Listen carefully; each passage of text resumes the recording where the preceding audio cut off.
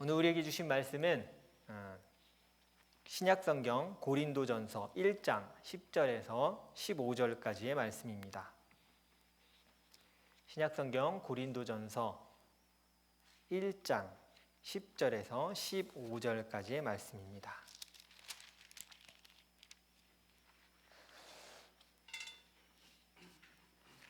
자, 우리 10절부터 15절까지 하나님의 말씀을 경외하는 마음으로 자리에서, 가정에서도 우리 일어나셔서 함께 한 목소리로 봉독하도록 하겠습니다. 10절부터 함께 읽도록 하겠습니다. 형제들아, 내가 우리 주 예수 그리스도의 이름으로 너희를 권하노니 모두가 같은 말을 하고 너희 가운데 분쟁이 없이 같은 마음과 같은 뜻으로 온전히 합하라.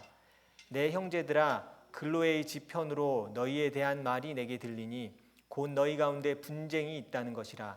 내가 이것을 말하거니와 너희가 각각 이르되 나는 바울에게, 나는 아볼로에게, 나는 게바에게, 나는 그리스도에게 속한 자라 한다는 것이니 그리스도께서 어찌 나뉘었느냐? 바울이 너희를 위하여 십자가에 못 박혔으며 바울의 이름으로 너희가 세례를 받았느냐? 나는 그리스보와 가이오 외에는 너희 중 아무에게도 내가 세례를 베풀지 아니한 것을 감사하노니 이는 아무도 나의 이름으로 세례를 받다 말하지 못하게 하려 함이라. 아멘. 자리에 앉으시기 바랍니다. 오늘은 누가 내 신앙을 이끄는가라는 제목을 가지고 함께 말씀을 나누도록 하겠습니다. 오늘 이 고린도 전서를 설교를 시작하는데 다 아시겠지만 6월부터 저희 큐티 본문이 고린도 전서로 시작을 합니다. 그래서 고린도 전서에 대한 대략적인 배경과 왜 이런 편지를 쓰게 되었는지, 사도 바울이 쓰게 됐는지 그 상황을 알면 큐티할 때나 또 이 말씀을 읽을 때 조금 더 수월하게 이해할 수 있기 때문에 오늘 함께 그 내용을 가지고 함께 말씀을 나눠보도록 하겠습니다. 잠시 그래서 고린도전서의 배경을 우리가 알고 좀 시작해야 될 것 같습니다. 제가 이걸 준비하면서 사진을 하나 준비했거든요. 이제 사진을 잠깐 보여주시면 그 사진을 잠깐 보고 제가 설명을 드리겠습니다. 네, 사진이 떴죠. 네, 잘 보시면 중간쯤 빨간 걸로 제가 이렇게 표시해 놓고 이렇게 화살표를 해놓고 이렇게 고린도에 또 이렇게 표시를 해놨을 거예요. 그래서 지금 이 고린도 전서는 이 여러분이 보시기에 왼쪽에 있는 화살표가 향하고 있는 그 고린도에 있는 그리스도인들을 향해서 지금 사도 바울은 어디 있냐면 에베소에 있는 거예요. 에베소에서 이 고린도 교회를 향한 편지를 써서 거기로 보낸 겁니다. 그래서 이 배경을 알고 저희가 시작을 해야 됩니다. 전도 여행 가운데 고린도의 교회를 사도 바울이 세웠고요. 그 이후에 오늘 말씀을 통해서 이 사람 편을 통해서 이 교회 문제들을 편지를 통해 좀 들었어요. 그래서 이 문제에 대해서 어떻게 하는 것이 정말 성경적인 방법으로 또 하나님의 방법으로 해결하는 것인지에 대한 편지들을 고린도전서에서 풀어갑니다. 에베소에서 바울이 2년 동안 머물렀습니다. 2년 동안 머물고 거기서 사람들 가르쳤어요. 그래서 여러분이 잘 알고 있는 두란노, 이제 우리가 서원이라고 말하는 두란노 서원을 만들어서 2년 동안 사람들을 가르쳤습니다. 많은 분들이 두란노 서원 그러면 출판사 아니냐고 그러는데 그 출판사가 이름을 따서 만든 거고요. 출판사 이름이 아니라 두란노 지역에 교육기관 같은 걸 만든 거예요. 그래서 지금으로 말하면 이렇게 제자를 훈련하고 말씀을 양육하는 장소를 만들어서 그곳에서 복음을 듣고 또 그곳에서 제자들을 만들어내는 그 역할들은 선교 기지처럼 거기서 그것들을 감당했었습니다. 그 기간에 고린도 교회 소식이 들리니 고린도 교회에 대한 자기의 답변을 써 내려가기 시작하는 게 우리가 이제부터 6월부터 묵상하게 될 고린도 전서의 내용입니다. 고린도에 대해서 조금 상황을 더 설명드리자면 지도를 한 번만 더 보여주세요. 이렇게 지도를 한번 딱 보여주시면 고린도가, 잘 보십시오. 고린도가 항구 도시입니다. 고린도는 무역의 중심지였고요. 이 바닷가 가까이 있었기 때문에 무역이 굉장히 활발해져 있습니다. 사실 여기는 멸망했던 로마군에 의해 멸망했는데 다시 재건시켜줬어요. 재건시켜주면서 각 지역의 사람들이 모여서 살 수 있도록 무역의 중심지 또 굉장히 교육의 중심지로 이걸 만들어버린 거예요. 그러니까 사람들이 꼭 로마 사람들이 아니래도 이 주변에 살고 있는 많은 이웃 나라 사람들이 여기에 모여와서 살기 시작한 겁니다. 대도시가 된 거죠. 로마는 이 많은 사람들이 모이고 또 잘 보시면 이 고린도, 여러분이 보시기 고린도 왼편을 보면 아테네가 있는 걸 보실 수 있을 겁니다. 이 여러분 잘 알고 있는 그리스 철학의 중심지죠. 그러니까 고린도는 이 철학에 대한 영향도 많이 받았고요.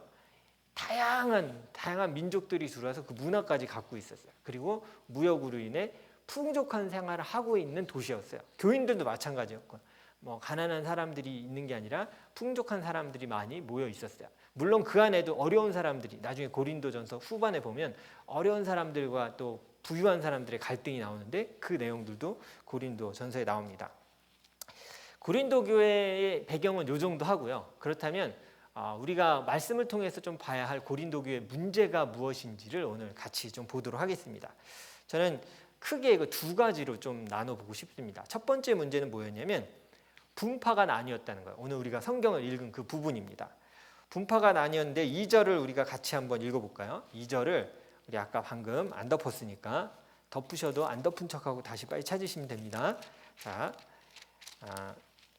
2절이 아니라 여러분이 읽은 12절입니다. 12절. 네. 1장 12절을 같이 읽도록 하겠습니다. 시작.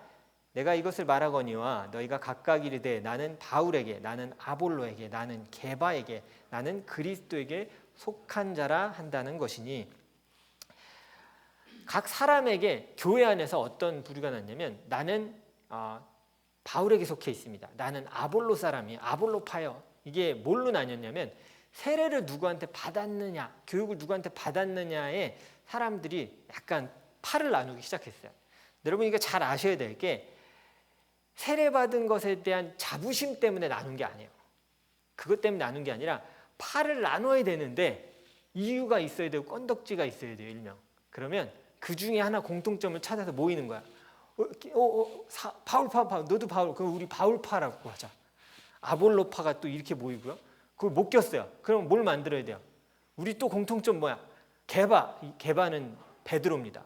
베드로, 우리 베드로 알지? 베드로한테 영향 봐요. 베드로파 뭐야? 근데 이렇게 하니까 거기 또 못 낀 사람이 있어요. 그러면 그 사람들은 무슨 파를 만들었을까요? 공통점이 아무것도 없어요. 오늘 2절 보면 나는 그리스도에게 속한 자라 이러니까 여기는 바른 파네 이렇게 생각하실 수 있는데 전혀 바르지 않은 파예요. 아무데도 못 속하니까 공통점 하나 찾아야 돼요. 그럼 뭐예요? 예수 그리스도. 우린 그리스도파야. 맞는 말 같은데, 이론적은 맞는 말 같은데 사실 이 파가 생긴 배경은 파 중에 뭘 하나 만들어야 되니까 만든 거예요. 그냥 너희는 옳지 않고 우리가 옳아란 얘기를 해야 되니까 그리스도파를 또 만든 거예요. 이게 한 교회 안에 이렇게 파가 나뉘기 시작한 겁니다. 전 그 생각도 했어요. 단순히 이게 이 4개의 파의 문제일까? 그 안에 또 바울파에 뭐 이런 거 있을 거 아니에요. 우리도 학번으로 나누듯이 몇 년도 이전에 세례받은 파 뭐 이런 거 나눠서 그 안에도 또 분명히 파벌들이 있었을 거라는 생각을 해요. 세례를 누구에게 받았는지로 자신을 구분지었어요. 근데 사실은 이 분파를 나눈 문제보다 더 심각한 문제가 하나 더 있었습니다. 두 번째 뭐였냐면 그 교회 안에 대접받기를 원하는 사람들이 있었던 거예요. 고린도 교회보다 어떤 사람들이 있었냐면 자신들의 신앙이 다른 사람들보다는 좀 낫지라고 여기는 사람들이 그 안에 생기기 시작했어요. 근데 이게 그래도 감사하게 내가 좀 낫지 정도가 아니에요. 이 성경을 보면요, 그리고 이 신학자들이 배경을 연구한 걸 보면 그냥 이 사람보다 내가 조금 더 배웠고 그래도 좀 성숙했지 정도가 아니라 이 사람들이 생각한 이 레벨은 뭐냐면 내 신앙은 완성됐지요. 그러니까 더 이상 난 배울 것도 없고 교회 안에 내가 모르는 것도 없고 나는 훈련도 필요도 없고 나는 완성됐어라고 생각하는 거야. 이렇게 생각하니까 좀 문제가 커지죠. 이런 사람들의 시선으로 보니까 같이 못하겠어요. 야야, 저런 수준 낮은 애들하고 같이 못하겠다. 죄송합니다. 이게 지금 집사님 향해 한 게 아니에요. 제 손이 지금 윤준규 집사님을 향했는데 그런 게 아니라 이게 아무도 없는데도 할 수 있습니다. 그래서 너는 우리랑 수준이 떨어져. 이러니까 어떻게 얘기했냐면 바울파를 만들고 아볼로파를 만들기 시작한 거예요. 구분을 지어야 되니까 그렇게 되기 시작한 겁니다. 그래서 자신들이 완성된 신앙을 가졌다고 생각하니까 어떤 문제가 있냐면 조언도 듣지 않아요. 지도자의 조언도 듣지 않습니다.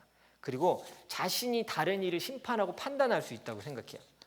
또한 여기서 더 커져서 어떤 문제가 나오냐면 난 신앙적으로 완성됐으니까 하나님의 은사도 난 많이 갖고 있다고 생각하는 거예요.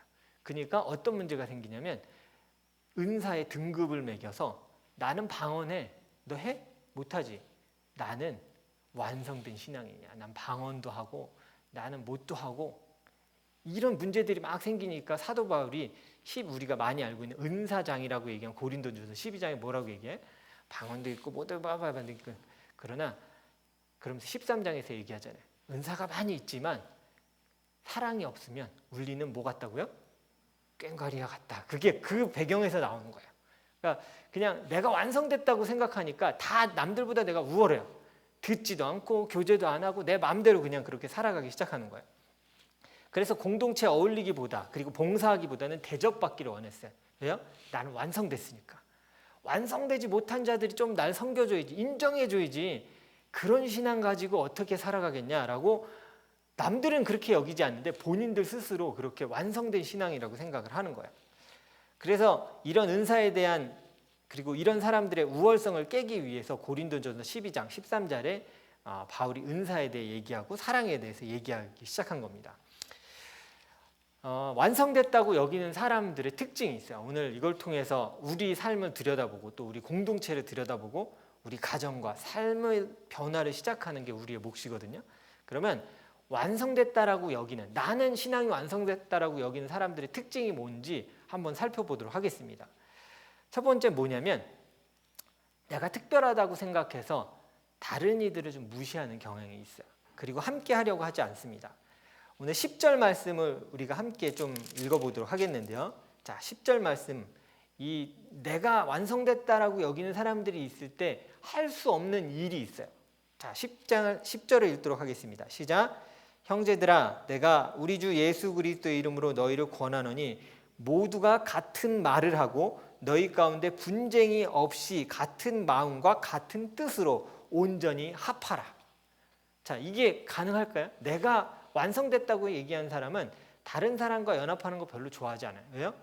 수준 떨어지거든요. 그러니까 내가 이 정도 수준이 되니까 별로 어울리고 싶지 않고 그냥 차라리 나를 인정해주고 나를 다 따랐으면 좋겠다는 생각을 하는 거예요. 내 의견이 다 반영됐으면 좋겠다고 생각하는 거예요. 그래서 내가 바울에게, 내가 아볼로에게 속했다라고 얘기하는 건요. 잘 생각해 보세요. 그럼 이게 내가 나는 저 사람보다 못하지. 저 사람들이 진짜 높아.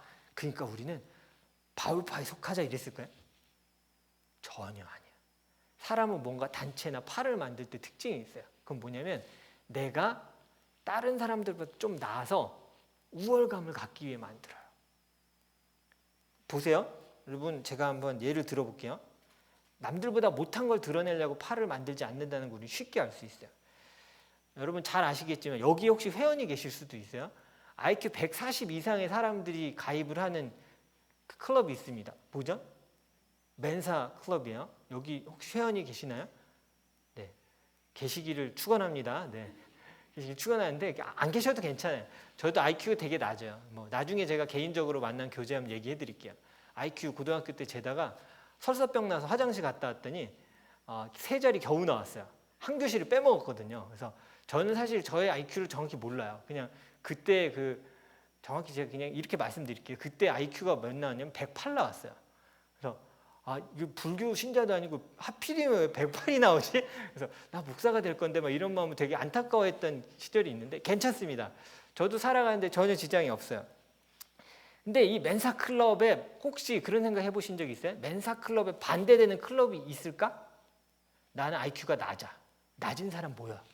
우리 이 낮음을 좀 드러내야 돼, 세상에. 들어보신 적 있으세요? 사람들은 안 만들어요, 그런 거. 왜냐하면 만든 이유는 하나거든요.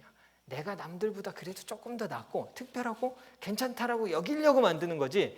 나는 저 사람들하고 안 돼. 그러니까 맨사 저 사람들을 더 높여드리기 위해 우리 이 낮은 사람들이 모여서 헬프합시다. 그런 일은 세상에 일어나지 않습니다. 사람들 그런 단체를 만들지 않아요. 만든 이유는 소속감을 갖고 내가 조금 더 특별함을 느끼기 위해 만드는 거예요. 낮음을 나타내기 위해 우리가 파벌이라고 얘기하는데요. 영어로 표기하면 팩션이라고 얘기하기도 하는 그 파벌을 만드는 이유는 내가 좀 특별해 보이기 위해서요. 그래서 그 완성됐다고 여기는 사람들의 특징이 바로 대접받기를 원하는 거예요. 자신은 완성됐기 때문에 남들이 자신을 섬겨야 한다라고 생각하는 거예요. 그리고 사람들의 평판과 이 대접에 관심이 굉장히 많습니다. 내가 하나님이 원하시는 것은 무엇일까? 내 삶에서 오늘 아버지께서 기뻐하시는 건 뭐고 아버지께 기뻐하는 예배는 뭘까에 대한 질문보다는 뭐가 있냐면 사람들이 나를 어떻게 인정하지? 나를 어떻게 여기고 있고 대접하고 나를 바라보고 있지에 관심이 더 많은 거예요. 그래서 그 대접받기 원하는 사람들은요, 내가 섬기는 것에 별로 관심이 없어요. 왜냐하면 내 일이 아니라고 생각하거든요. 나는 완성된 사람이기 때문에 그런 건 내가 할 일이 아니라고 생각하는 거예요. 그러나 그리스도에게 속한 자, 오늘 성경을 보면 이 모든 아볼로파, 바울파, 게바파의 반대말은 사실은 뭐냐면 그리스도에게 속한 자예요. 그러니까 그리스도파가 아니에요. 그냥 그리스도로 인해서 구원받은 하나님의 백성이 정반대의 말이에요. 그건요, 그리스도에게 속한 자는 어디에 속해서 내가 파벌을 만들어서 나타내는 것도 아니야.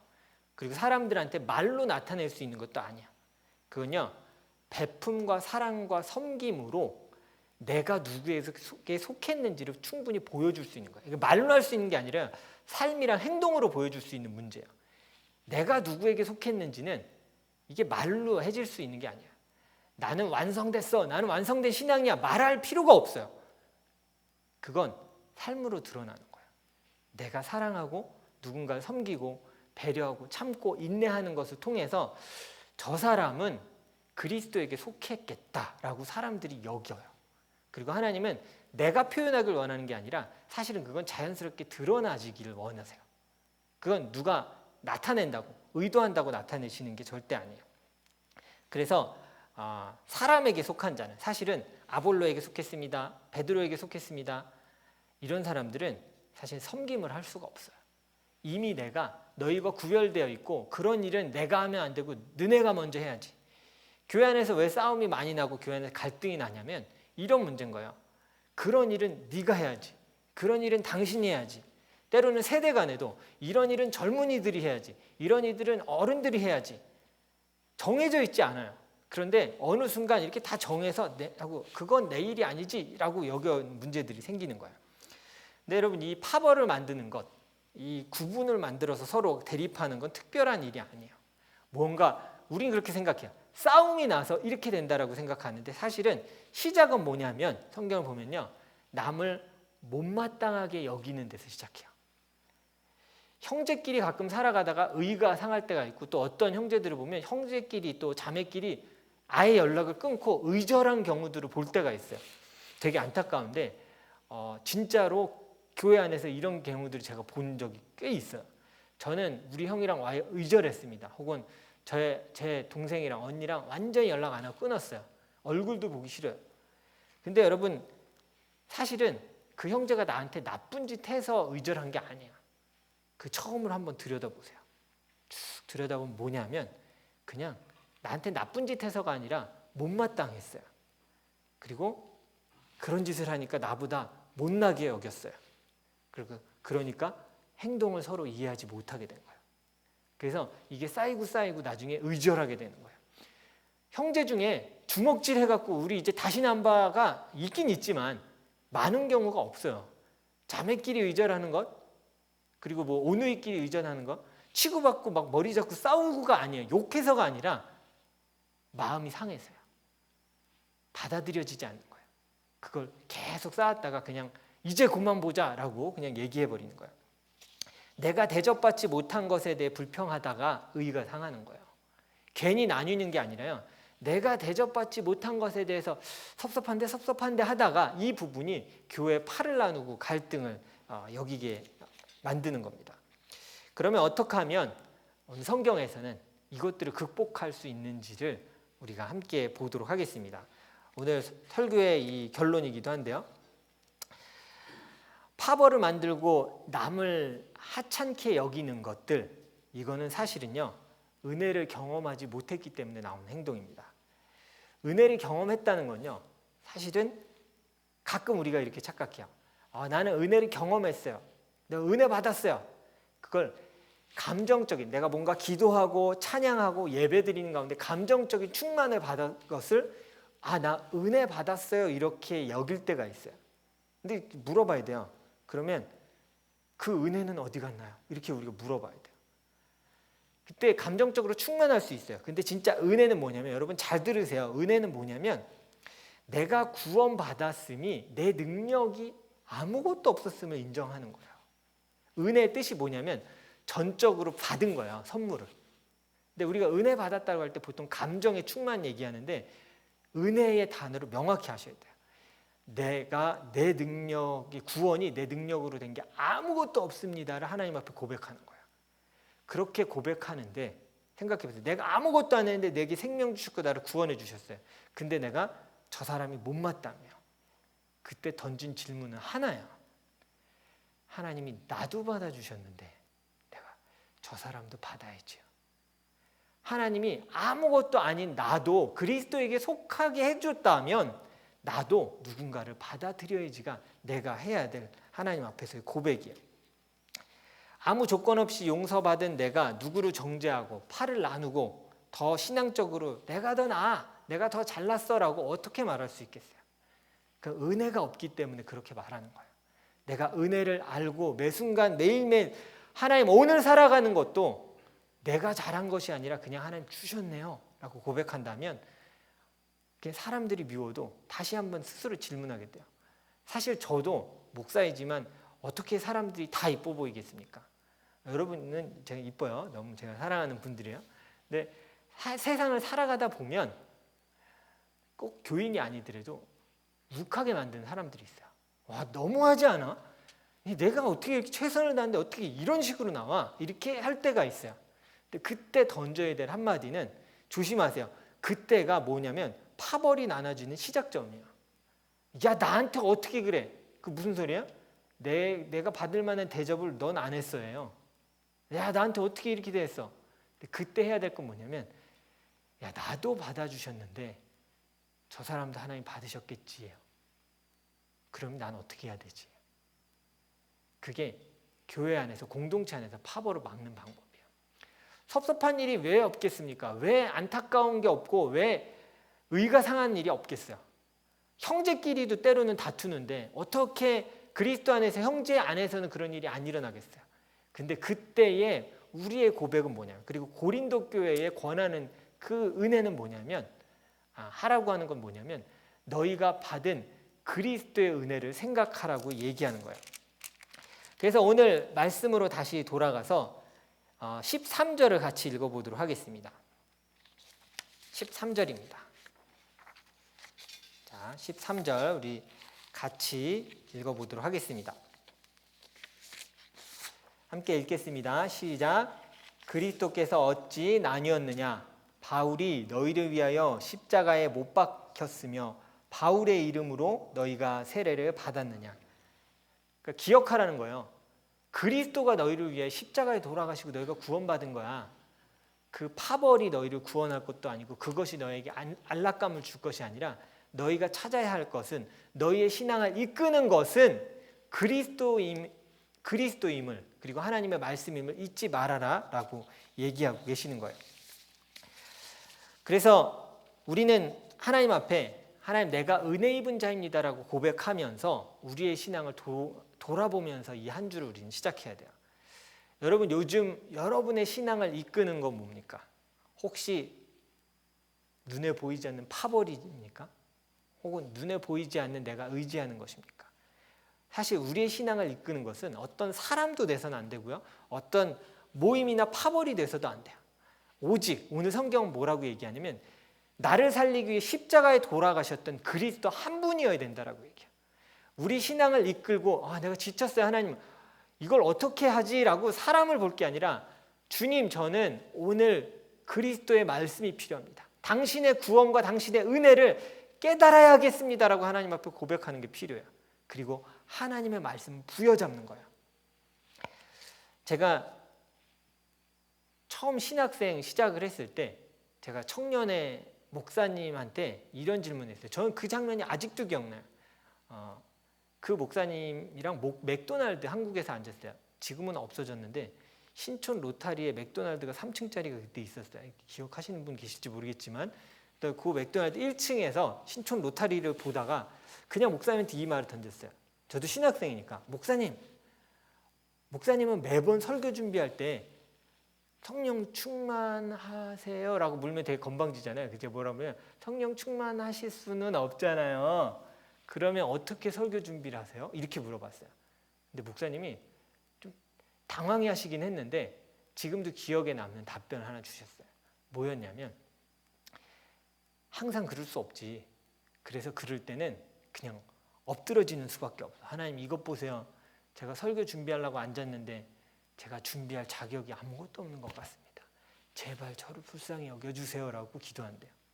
근데 그게 그냥 그때는 듣고 넘겼어요. 제가 매주 설교 준비한 입장이 아니었으니까요. 근데 그게 맞아요. 내게 은혜가 필요하고 회복이 필요할 때 제일 해야 될 건 뭐냐면 사람을 의지하는 것도 아니고 내가 속해 있는 조직을 의지하는 것도 아니에요. 그냥 딱 하나예요. 하나님, 저 하나님이 저를 붙들어 주시지 않는다면 회복할 수도 없고 일어설 수도 없고 이 일을 감당할 수가 없습니다 라고 고백하는 거예요. 우리의 신앙을 이끄는 것은 예수님이어야 하고 하나님의 말씀이어야 합니다. 이 한 주를 시작하면서 우린 다시 우리에게 질문 던져야 돼요. 하나님, 내 신앙을 이끄는 건 무엇입니까? 혹시 조직입니까? 혹은 내가 의지한 사람입니까? 아니면 하나님의 말씀입니까? 우린 익숙한 삶 가운데 살아가요. 지금까지 몇 년을 살았겠어요? 직장을 몇 년이나 다녔겠어요? 다 익숙해요. 그러다 보니까 내 신앙과 내 삶을 무엇이 이끄는지, 누가 이끄는지에 대해서 생각하지 않을 때가 참 많아요. 이 한 주를 시작하면서 무엇이 내 신앙을 이끄는지를 꼭 돌아보면서, 그리고 오늘 성경은 우리에게 뭐라고 얘기하냐면 나보다 남을 더 높게 여기라고 얘기하고 있어요. 잠깐 성경을 찾도록 하겠는데요. 빌립보서 2장 3절입니다. 빌립보서 2장 3절입니다. 우리 자막으로도 나가니까 같이 읽어주셨으면 좋겠습니다. 자, 빌립보서 2장 3절 함께 읽도록 하겠습니다. 시작.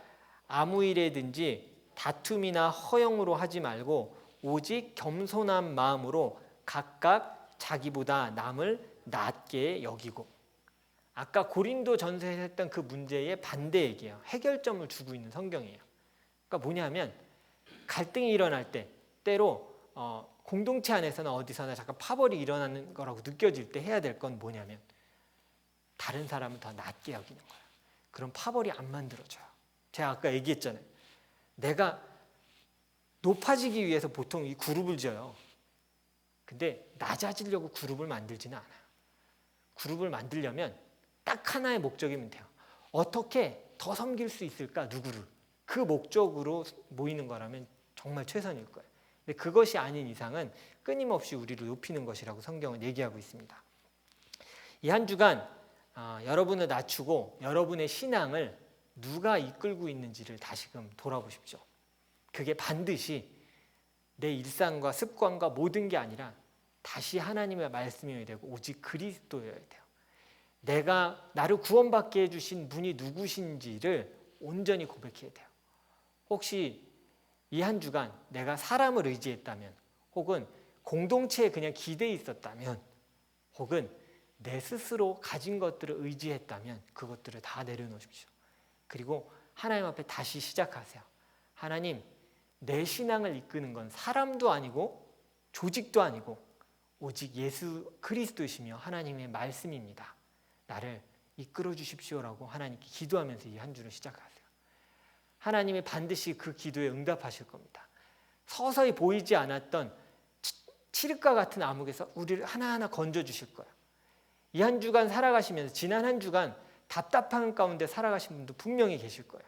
그러면 다시 하나님 앞에서 무엇이 내 신앙을 이끄는지를 점검하시고 고백하세요. 그리고 우리의 입술로 오직 주님만이 내 신앙과 내 삶을 이끄십니다라는 고백을 하나님은 듣기 원하십니다. 자신을 낮추고 묵상하는 가운데 하나님의 은혜를 경험하고 그리고 기쁨을 회복하는 이 6월 한 달이 되기를 주님의 이름으로 축원합니다.